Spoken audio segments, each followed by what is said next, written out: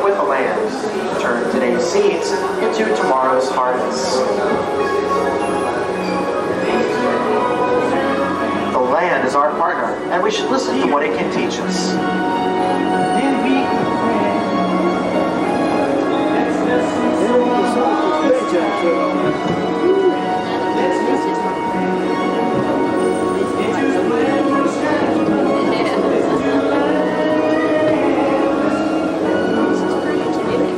The drama of plant life starts with the seed, but that's only the beginning. From seeds grow plants, nature's own food factories, providing us with fruits, grains, and vegetables.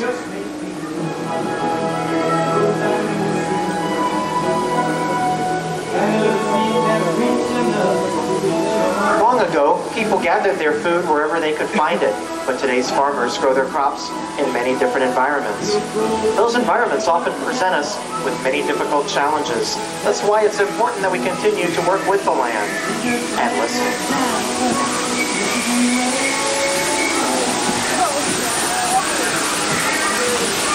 What challenges could we face in a tropical rainforest? It seems to be exploding with life. Yet the rugged terrain, tremendous rainfall, and humidity make food cultivation very difficult.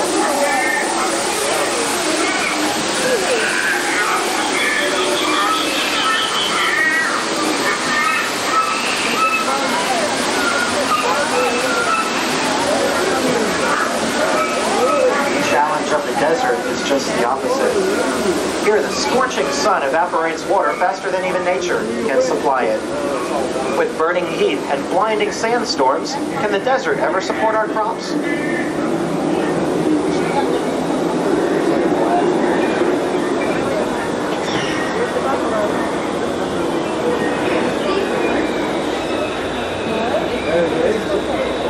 People once asked those same questions about the wild American prairie.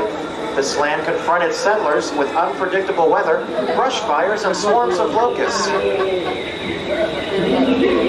But the land was there, vast and fertile.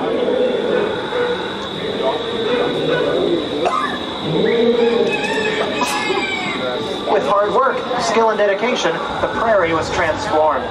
Generations of family farmers learned to work with their land. Together, they grew the crops that would feed the nation.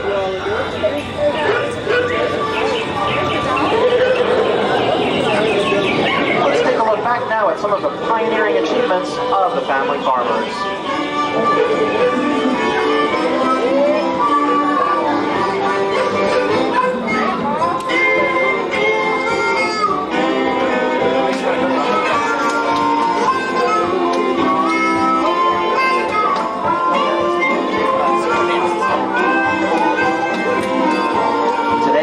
Are still listening and learning from the land. Research continues to give us better insights into matching the right crops with the right environments. We use better machines, seeds, and fertilizers. These new technologies allow us to produce even more food per acre.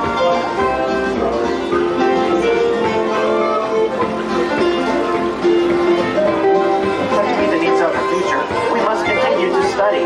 The drought that hit much of the United States in 1988 proves that we have a lot to learn.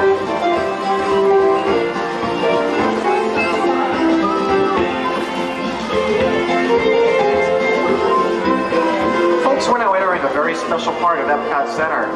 In the showcase, you'll see simulated desert and tropical farms, as well as other research facilities. Some of these plants have great potential for the future, and many of them are harvested and served right here at Epcot Center. To ensure year-round harvest, our showcases are climate-controlled and fully enclosed. This provides us with a showcase for displaying some of the tools, technologies, and concepts that may shape tomorrow's farms.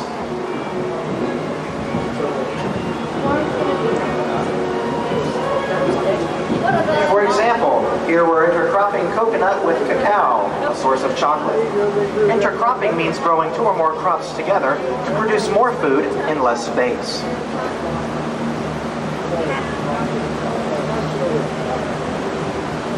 Some other crops that thrive in the tropics include the papaya, sugarcane, and rice.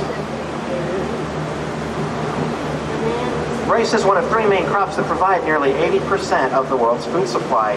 It's a good grain to grow here because it thrives in many different environments: flooded areas, mountainsides, and rugged terraces like these.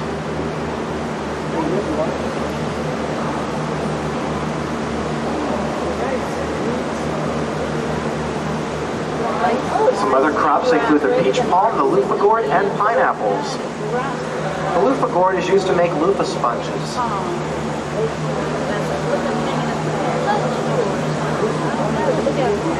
It does take these plants anywhere from 18 to 24 months to produce a single pineapple. Many thousands of crops that are found here in the tropics could yield rich new crops for the future. That's why it's important that we continue to study the tropics, to preserve these resources, and learn to use them wisely. Well, agriculture also includes aquaculture. Fish farming is one of our fastest growing food industries. In a small aqua cell like this one, we can produce tons of seafood crops. We select fish that eat prepared food and are comfortable in crowded conditions. Fish like the sunshine bass and the tilapia.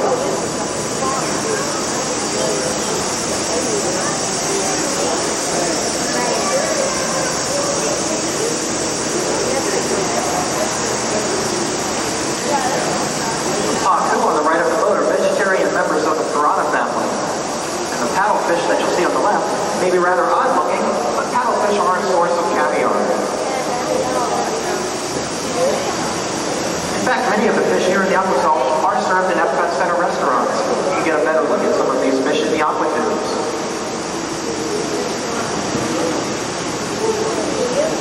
We recondition all our water by removing waste and adding oxygen to it. This allows us to raise fish in even the harshest climates. And remember the hot, barren desert? Well, even out here we can grow crops if we listen to the land. Delivering water to the roots of plants helps us conserve water supplies. Computerized drip irrigation systems like ours may be used extensively in the future. However, such advanced systems aren't always needed. Many of the crops that you see here thrive normally in these conditions. Lucina trees against the far wall on your right are a perfect example of this. Lucina trees provide shade. They're also a renewable source of wood. By planting drought-resistant crops, such as sorghum, we retain valuable topsoil. This also enables us to grow better cereal and cattle feeds.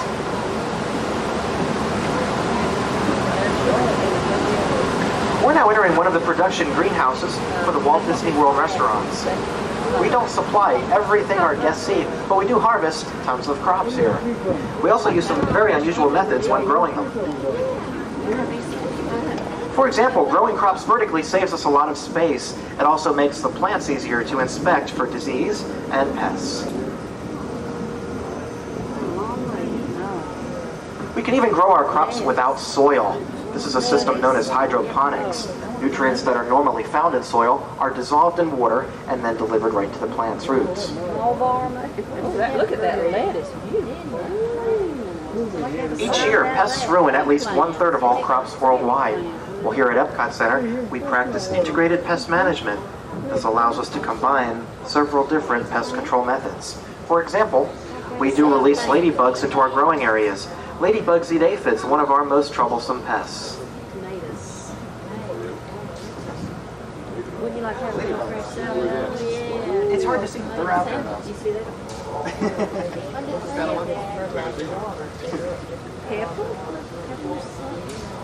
As we move into the future, we'll still rely on traditional farms, but we'll continue to use new methods too. Methods that we're studying here at Epcot Center. We might even see crops grown on assembly lines.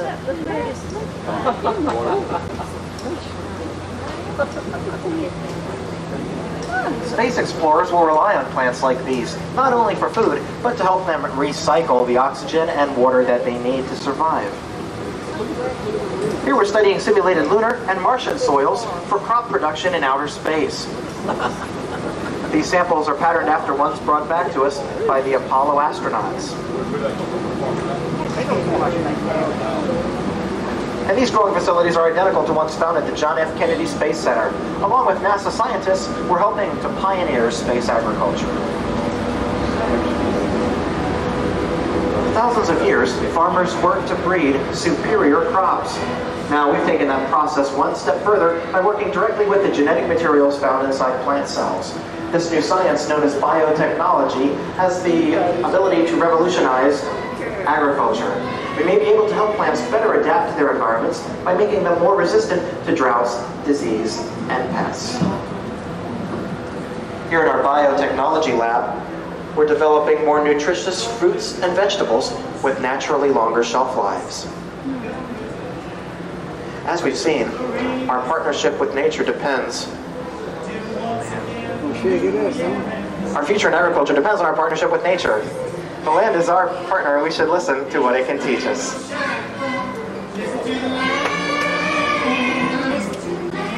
Folks, if you'd like more detailed information about our growing areas or any of the attractions you saw at Epcot Center today, please feel free to visit Epcot Outreach. It's located in CommuniCore West. We also have two other attractions here at the land that you might enjoy. The Kitchen Kabaret is a lighthearted look at good nutrition. This will be to your right as you exit the boat. On the upper level, we have Symbiosis. Symbiosis is a dramatic film about man's partnership with nature.